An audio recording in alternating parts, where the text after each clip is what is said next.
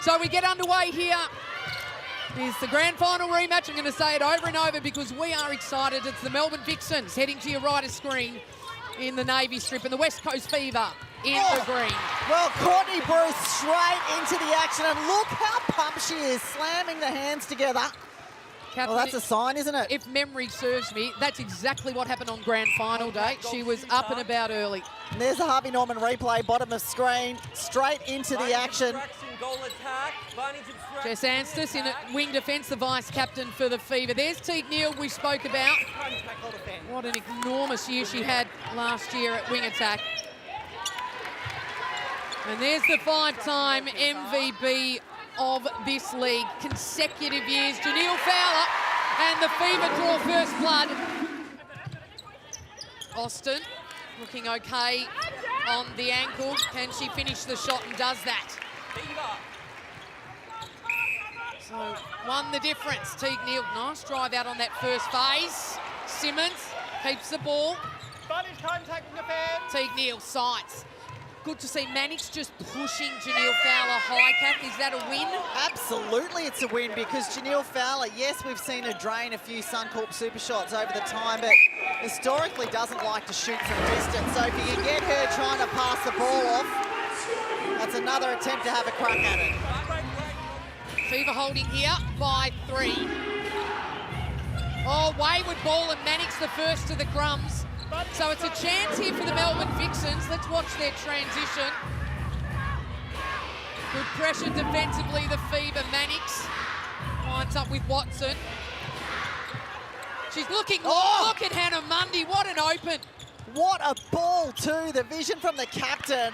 That was sweet from the Melbourne Vixens. Well, smart by Hannah Mundy, set out wide and cut through. That was impressive. Glasgow, good strong lead. Still need to get across the line there. They go, and then straight into Fowler. Taken Janelle Fowler. She can make any ball look good, can she? And that wasn't a great ball. That was a terrible certainly ball. needed to put a bit more on it. I think they underestimate her height at time, the West Coast Fever. Nerida Stewart comes in as assistant coach, replacing Belinda Reynolds, now the head coach of the Sunshine Coast Lightning. Gwenda lines up for the first super shot, not to drop. Dan Ryan happy with that. So into attack, the Fever goes straight through the middle corridor to Teague Neal. Anstis and Simmons, and then what an offload that is, Catherine Cox. Such a beautiful play from the moment it was turned over, basically down the middle of the court from the West Coast Fever. That's where you want to be. It gives you the whole width of the court to play with. Just 10 on the clock. Fever have to go big and long. Glasgow, Teague Neal, Smart, Maloney. Smart but obvious. The umpire calling time. Well, 4 seconds, so it's one ball in here and it's hot. Well, I thought one. Fowler, the clock will beat her though, and no score. So they toyed with it but didn't get there in the end. But what an opening quarter for the reigning premiers, the West Coast Fever. They've put their foot down early. They go into the first break, 17-12.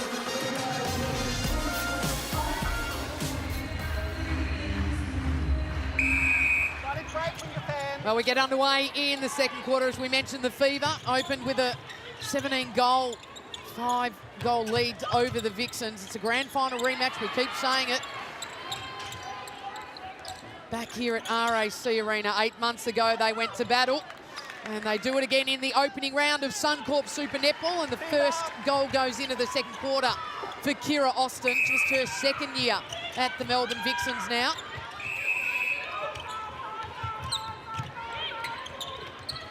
Well, again, the quick hands. Glasgow decided what she wanted to do. Simmons or Fowler, went Fowler, and it turns to a goal. Janelle Fowler, 17 straight for her.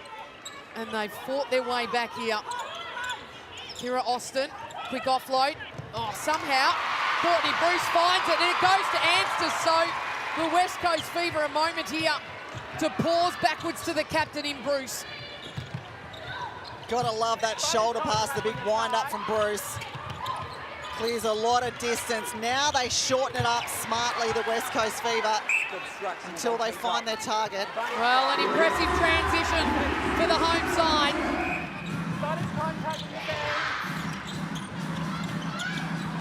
Kumwenda, under all sorts of pressure from the arms of Bruce, somehow finds the high release into Austin to level the score. Kumwenda, range, 4-2. Oh, gee, was under pressure from the Fever defence. No way is that the right call. Well, look, not an umpire, but from this angle, that was Kira Austin, and Courtney Bruce just bowled her over. That's Kira Austin's ball. Clearly in her hands, but the passion came from Bruce. And have a look where the umpire was, though. He couldn't see from that position. Not his fault, but that was a difficult moment to have the umpire. But that is also the importance of going for the ball strongly. Courtney Bruce made it out that it was hers. And the call went that way. Well, now it needs the reward, and it's Glasgow to line up. She's good at this, folks.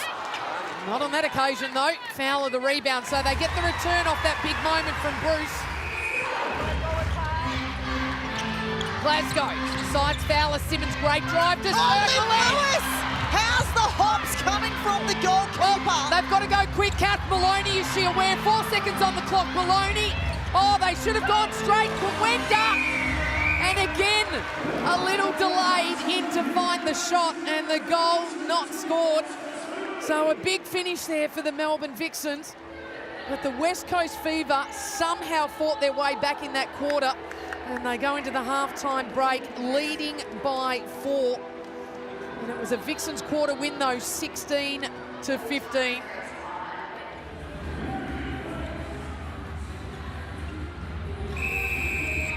So there we go, the whistle blows, and we head into the second 30 minutes. And like she did in the opening of the first quarter, Courtney Bruce sets her intentions early. That it's a contact, though. Is just brutal, isn't it?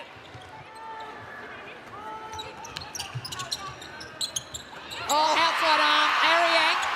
Well, she had a fair bit of time while the umpire was trying to set the penalty to think about what she wanted to do. And she comes through with it. West Coast Fever now to reward. Simmons the drive. Oh, perfectly placed ball into the space. No defence able to get at that. Not the only change made, though, with that. Ariang shifted to the wing defence, so plenty of height, and Dan Ryan's instruction was to get that height over Liz Watson, who's sitting third there for circle feeds.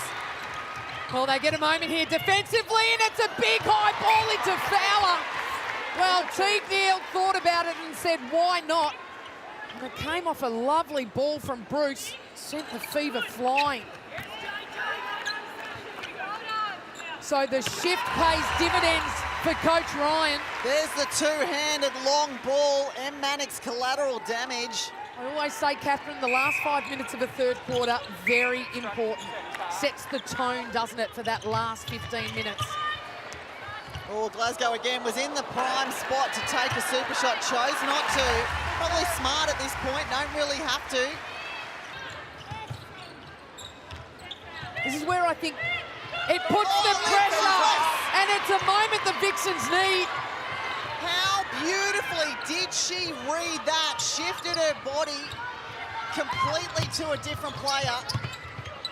Kumwenda has a think. They want Austin. She had the hot hand in the 2. Well, I think at this point they want someone. Well, here we go. This is for 4 points within 30 seconds. Sorry, Fever, advantage contact, goal. Doesn't fall. Could have been an enormous moment. So the West Coast Fever. Oh, well, that's an enormous moment as Austin takes it easy off the hand of Bruce. Obstruction. Well, that is a big, big moment for the Melbourne Vixens. It is now their centre pass. 3 the difference. 40 seconds on the clock. Kira Austin defence, have a look at her. Read that, pulled it in. And in the blink of an eye, Sue Gordian, gap back to 2. All about the Melbourne Vixens in that last passage of play. A wayward ball from Bruce. Fever now, 20 on the clock. Surely they practice these sorts of things at training. How to work a clock. That looked awkward. Obstruction centre. 10 seconds. They'll want the score. Oh, Teague Neal, that was a hell ball, and it's been overcooked. Well, that is enormous for the Melbourne Vixens. They will leave this court with their shoulders back, even though the Fever hold the scoreline in 2 in front. If that doesn't set you up for a pearler of a 15 minutes, I don't know what does. Don't go anywhere, folks. The last 15 minutes of this grand final rematch coming your way with the West Coast Fever holding on by just 2. So here we go, folks, the last 15 minutes of the big game here in Perth. Game of the round for me. And the Melbourne Vixens, they've been hunting the Fever all game. They dropped away, they fought back. What do they do in this final term? Austin, the only super shot off her hand so far in the game. Well, this ball has now gone all the way back to the transverse line. It could have been shot. Kamwenda was in good shooting position. Lovely through the middle, Austin to Kamwenda. Working now with Maloney. They've got the swing. Both players look like they're waiting for the other to do it. I know Kira Austin's trying to set up some screens and stuff, but at this point in the game, I just want to see both Kamwenda and Austin attack the ball, want the ball in their hands. Simmons, Glasgow coming through Lewis, just a little hedge. There's a bigger hedge, so they go the long road, should I say, to Fowler. So again, Fever there with a couple in a row now, another centre pass. So a chance to push this score and the momentum back their way. Kira Austin again in defensive stuff. Brings so much in that aspect. Big hands from Eddie. They find Glasgow. She's patient and waits for Fowler to open in the front position. Yeah, they need short ball here in front. That's the play. Lizzie Watson said start attacking the game. Well, Bruce has had 3 goes at it and comes up with the third, out flying everywhere, the captain for the West Coast Fever, and rewards herself. And then the offload to Teague Neal, not good. So the Melbourne Vixens again a chance. Kamwenda thinks about it. I just want to see Kamwenda back herself and shoot these. There's not enough opportunity. That's what she can do. They open up here today. Oh, look at Lizzie Watson. Well, she's starting to get frustrated. I think she's too cool for that. Well, you don't want to allow emotion to get in the way of a critical 7 minutes of netball still to unfold. Leave that to us. Simmons. Teague Neal just getting that beautiful drive to circle edge, forcing Fowler away from the post. She steps in to take on Lewis, and they hold that 4-goal buffer, the West Coast Fever. The Vixens now can Kamwenda out, so Austin in. Lovely shooter to shooter. Honestly, she is fast, but she doesn't even look like she's trying. No, not at all. But this is why she's so good defensively as well, because she just sneaks her way in there, nearly got a hand on another one, but she forced it. She did. She's created the turnover for the Melbourne Vixens. She's been a menace in defence with a GA on her bib. Watson now. They're going to chip their way to the circle edge. Open up the far side through Maloney. Oh! Well, that was just a beautiful, smart ball from the captain. Looked like she was going to swing it. Boom, Kamwenda opens up. Well, this is an Austin goal, and there's been a couple in the game. She is so crucial for them in defence, and it brings the scoreline back to 2. Out hunting Courtney Bruce. They delay Watson. There will be a contact by the Fever goalkeeper in Bruce. I don't know why she's shaking her head. Well, there's a square push in the back. And look where it is, right in the super shot zone, and the Suncorp shot drops and levels the score for Kira Austin. The Melbourne Vixens are here right now. 1:30 to play. It's all about the clock. Simmons wants the ball, gets it, the contact, Fowler, backspace, Glasgow. Oh, this is a huge moment for the Fever, and it drops. The Suncorp super shot goes down for one of the champions in that zone. And now the Melbourne Vixens have to respond. Yeah, the defensive rate kicked up a notch, then through the middle, didn't it, from the West Coast Fever? They want to apply as much pressure as possible, and now Well, yeah, Kimwenda knows. Got to be a 2, but she doesn't want to be the one to shoot it. Austin the job. Again, a hero moment. Oh, and it goes down for Kira Austin. The Vixens fans in Melbourne would be screaming. 36 seconds to go. Both coaches just sitting and watching. Simmons. Oh, gee. Glasgow has to go back to the line. Well, it's counting up precious seconds, isn't it? How well rehearsed are the West Coast Fever? Can they score and use the clock? The grand final rematch. Glasgow, the offload. Where you are. So 7 seconds, they need to milk the clock, the West Coast Fever, and they're doing just that. A shot on the siren for Janelle Fowler, and the premiers of 2022 hold on by a solitary goal. Oh my goodness, 62-61, your full-time score. The West Coast Fever, well, they led pretty much all game, and the Vixens fought back and interestingly won the last 3 quarters. And it was that opening 17-12 quarter from the West Coast Fever that has set them up for the win.